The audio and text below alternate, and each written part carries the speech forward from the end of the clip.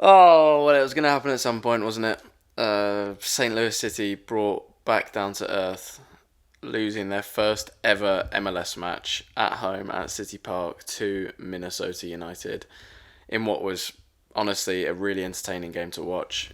Both sides giving it their all. I think you could probably give first half to City, second half to Minnesota in terms of big chances and who deserved the most from those halves. It was a really tough battle. Started off, of course, the starting lineup for City was pretty much what we would expect. Berkey in goal, two centre backs, Tim Parker and Kyle Hebert coming back from his international debut for Canada. Then we got Nowinski and Nelson as the fullbacks. In the midfield, we had Indiana Vasilev, Leuven, I believe it was Ostrak on the left, and just watching the highlights. Ostrak on the left, Stroud on the right, Klaus and Gioacchini up front, and you can't argue with that. Bartlett will maybe feel a bit hard done by, considering he's come in and played really well the last two games. But on the other side, it would be a bit of a confusing one to drop Kyle just because he went on his first international call up for Canada. So it was what you'd expect for the starting lineup. It's what's been working well for City so far. And Minnesota came in as an unbeaten side, having won two of their games on the road, and this was their third. They did the job on us in the end. It was a really, really entertaining game, like I said. Both teams not really possession-based teams. The way that they play, the style of play, as we know with City, they like to play a high-pressing game, try and win the ball back in the opponent's third, in the opponent's half, and go from there. And it sounds like Minnesota have a similar approach to the games and haven't. Neither side have been very high in the percentage statistics throughout the season so far. So it was an interesting watch because this game, of course, meant that one of those two sides would be getting more possession than the other. In this scenario, it was City in the first half, I reckon, and then second half was pretty 50-50, I thought, just from a watcher's point of view. I don't have the actual statistics, but that was how I saw it. There were a few chances for either side. A big one for Minnesota just before half time, I think. Might have got that completely wrong. I'm trying to remember right now, but it was just a really, really well fought game. Both sides going for it. At certain points in the game, there were just massive periods of end-to-end action in terms of absolutely all guns blazing, going forward one end, then it swap into the other team, going the other. So really good stuff to watch for the neutral, and also for me as a City fan, and for you guys hopefully as fans as well. But at the end of the day, Minnesota trumped us, and the goal comes through a Kyle Hebert challenge, and I've mentioned him a couple of times already in the video. And I've mentioned him in previous videos because I've played alongside him, and he's a really great guy and deserves everything that he's got. But he's been a bit rash in that challenge, I think, and he'll probably say the same when he looks back on it.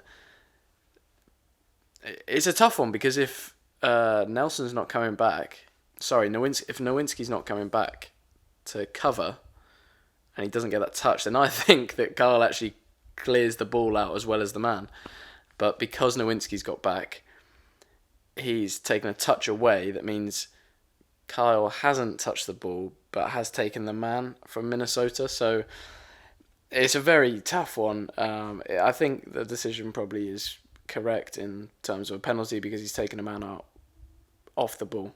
I mean, if you did that in FIFA, it certainly would be a penalty. So it was a given to their striker, who I thought hadn't really done much in the game, and he puts it slightly down the middle, slightly to the left. Berkey commits to that side, but goes a bit too far and can't quite get his hand on it. And then their striker's giving it, oh, you can't hear, oh, I want to hear some more, or whatever, from the fans, and it's a bit of shithousery, a bit of a wind up. That's part of the game. So Minnesota go up.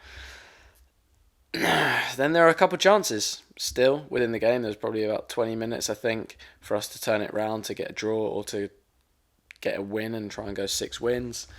And Klaus is in the middle of most of them. There's one right at the end where Klaus takes the ball down the line and squares it to Adrenaline. Oh, sorry, absolutely botched that. But he's done so well in the box to body off his defender, but then just puts the shot over the bar, and it's one of those where you think, oh, that's so close. And there's a cross at the end, like in the final seconds from Jackson. Klaus at the back post, again, gets the better of his man, but glances the header too much instead of going through it. And we just couldn't quite make the most of it, and the game finishes 1-0 to them. So we all knew it was going to happen at some point. It had to. But personally, I blame Casey, because she's left. She would normally be wearing this. Now, I've had to wear it today because she's not in the household. So I'm going to blame this loss on Casey. So in the comments, let's call her out for that. But yeah, it was going to happen at some point. It's been an amazing run, an amazing start to life in the MLS for St. Louis City. And, you know, it is what it is. On to next week. There is going to be a very tough challenge once again. Seattle Sounders, notoriously a very good side, and currently second. Well, maybe first now. It depends on their result from today, but it will be a very, very tough game next Saturday, especially away in Seattle. Let's see what the standings are now. So, played 6 each, St. Louis and Seattle Sounders. It'll be top versus second, 15 points versus 13 points. So, it'll be a top of the table clash next week, and once again, a really big challenge for St. Louis City. And it'll be a good one to see where they're at, really, because you can get carried away to a certain extent with where you're at from the beginning, but obviously, season's a long old thing, and this is going to be sort of a gauge, a comparison to see where the team's truly at compared to the top dogs in the conference. So really looking forward to that. Unfortunate. Hopefully we can spring back against Seattle. Like I said, it's not going to be an easy one. If you wanted to spring back from anything, that's not the fixture you'd pick. But that is the way that the cards have fallen. Is that saying? Maybe it is, maybe not. As for man of the match, personally, I thought Tim Parker put a very, very strong performance in. I mean, bossed it, really, at the back. I know that we conceded a clean sheet, but it was from one penalty and one little mistake. And I think Tim Parker did very, very solid at the back. You can see his dominance, his presence, and he's a role model for a centre-back and a great partner in that centre-back pairing. So really good stuff from him. The rest of the pitch, I thought Klaus played really well. Gioacchini wasn't quite his game. That's why Adrenaline came on. And then Stroud didn't get up to much. Ostrak had a couple shots here and there. Leuven in the first half looked good, but then got restricted a lot in the second half. Thought Indiana played well. Couldn't quite, grab a goal like he has previously against Minnesota. And then the rest of the back four I thought did well as well. And of course Berkey. So, yeah, it's a tough one. I'm not disheartened.